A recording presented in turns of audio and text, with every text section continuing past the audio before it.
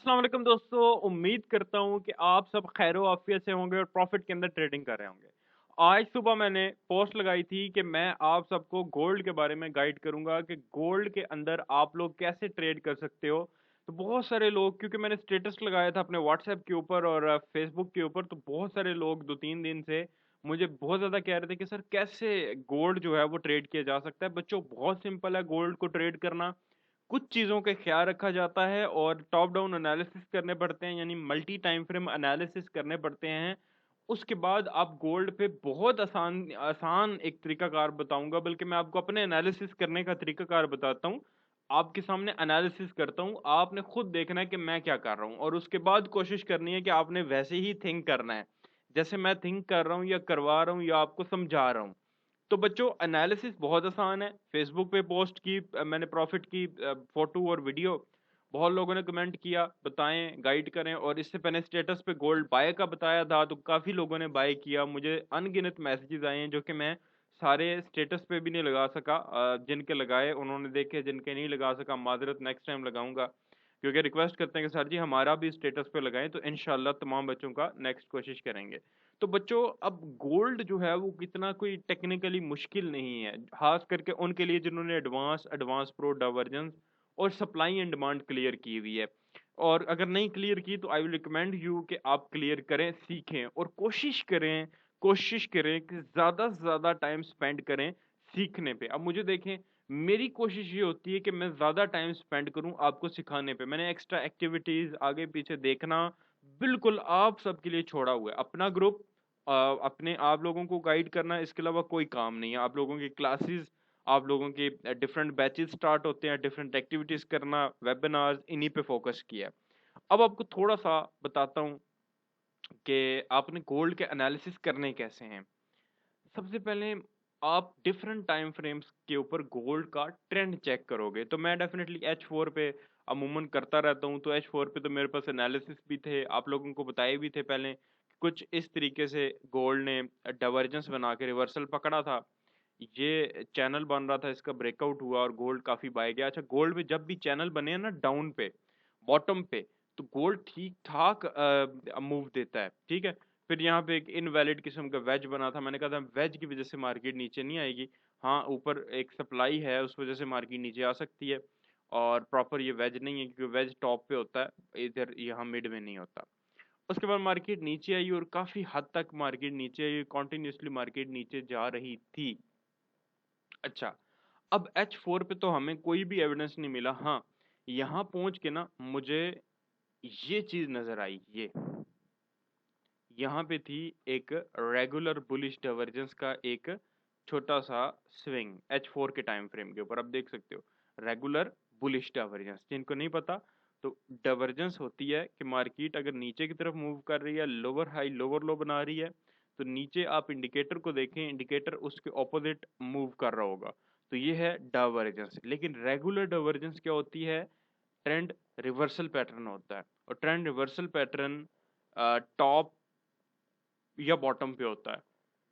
तो ये हिस्सा टॉप या बॉटम नहीं है, ये मिड है। बॉटम तो इससे नीचे अगर मार्केट जाए करंट चार्ट में, तब जाके बॉटम मिलता है। तो ये डाइवर्जेंस तो है। शायद एक स्विंग वर्क भी कर जाए, जैसे ये वेज है, वर्क भी कर गया, बट मोस्टली चांसेस थे कि एसएल करता।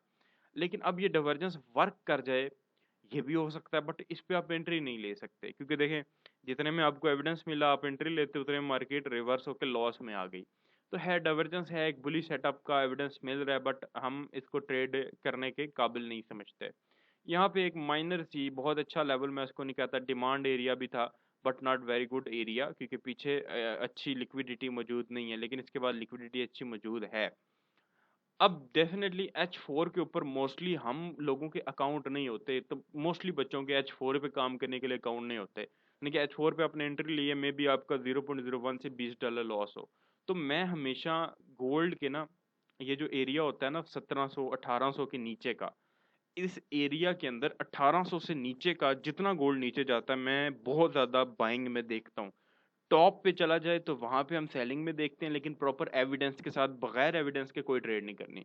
1800 के नीचे की जो रेंज होती है, मैं ऑलवेज कहता हूँ कि गोल्ड को बाय करता हूँ। लोग समझते हैं शायद हम करते ही गोल्ड बाय हैं, नहीं। 1800 से की नीचे की रेंज में गोल्ड को बड़ा ध्यान से देखा करें, एविडेंस मिले, जैसे ये चैनल मिला, ब्रेकआउट हुआ, बाय, टक करके बाय ले ली।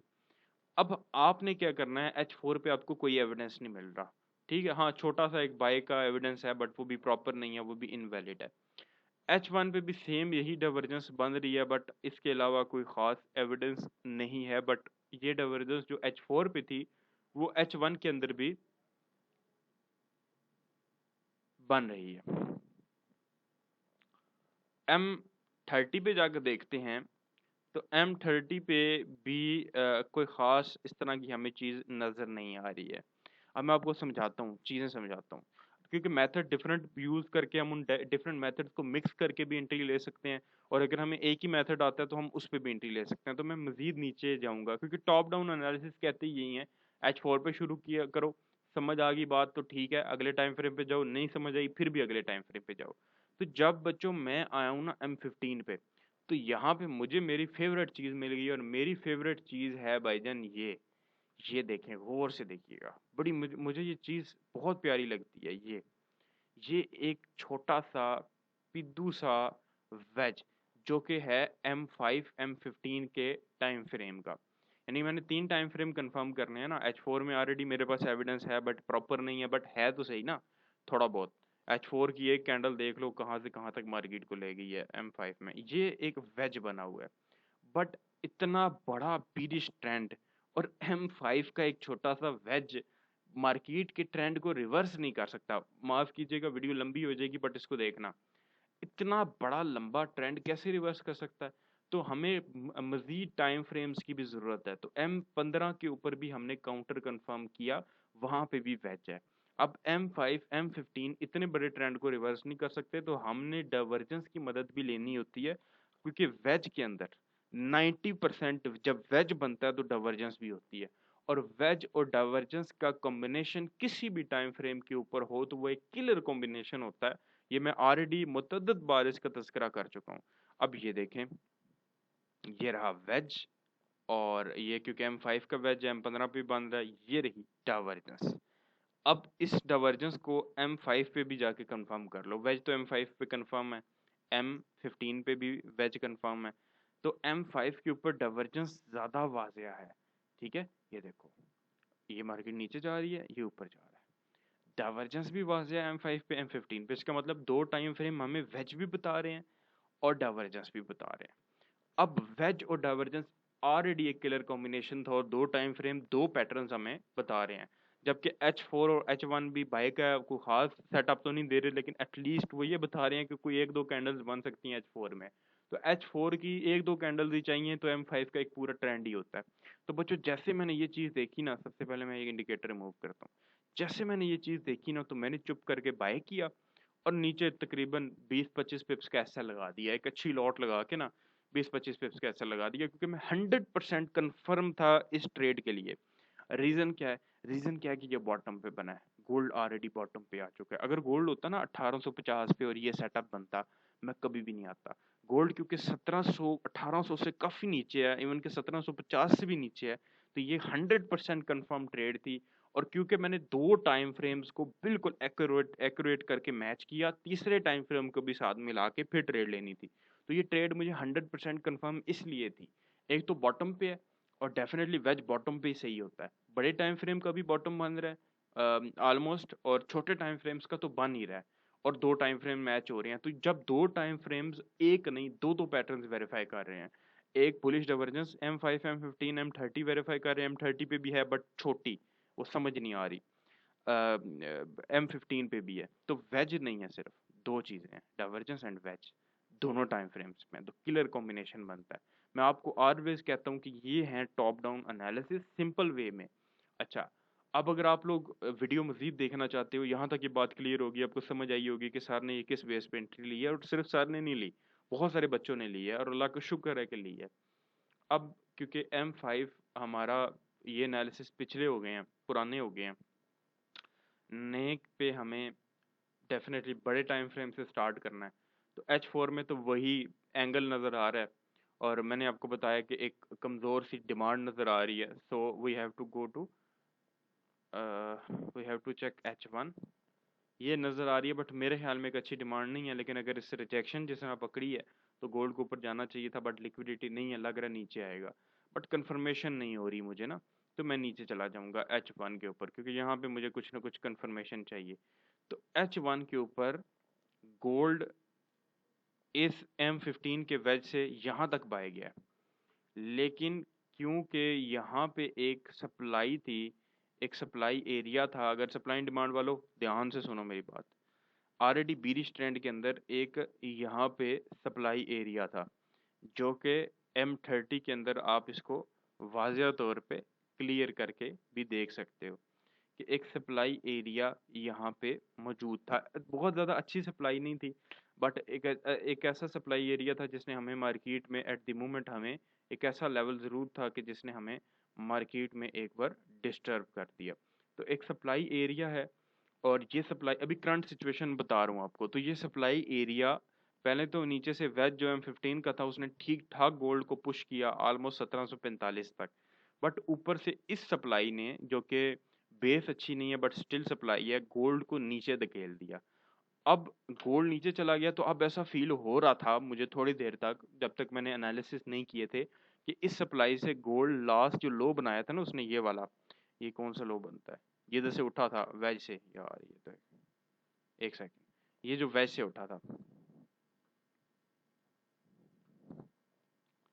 1720, तो गोल्ड इस सप्लाई की वजह से इस 1720 को भी तोड़ सकता है।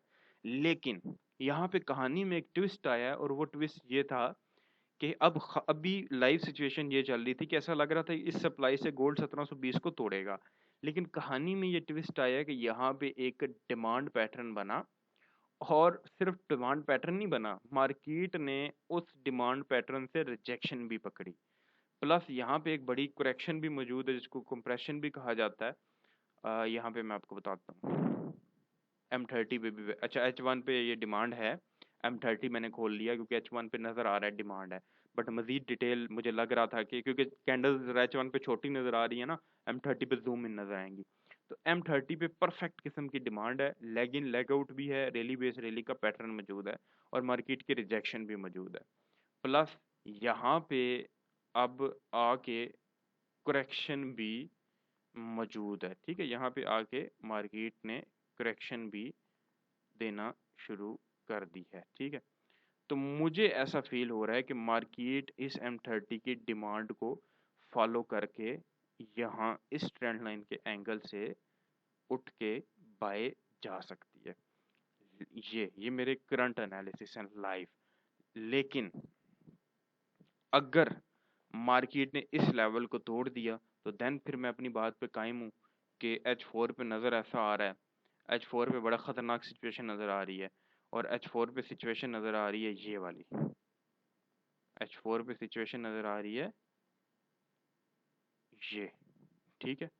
बट अगर M30 और H1 के, क्योंकि ये सप्लाई सिर्फ M30 पे नहीं है,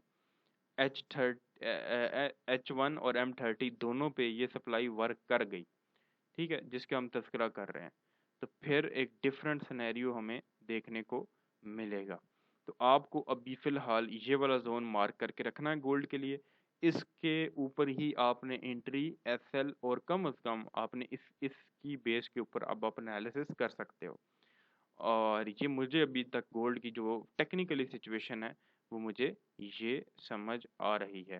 तो ये एरिया है, ये बॉक्स है, इस बॉक्स को अगर ब्रेक करता है तो देन गोल्ड एक नया लो 1710 तक का बना सकता है, यानी इससे नीचे जा सकता है।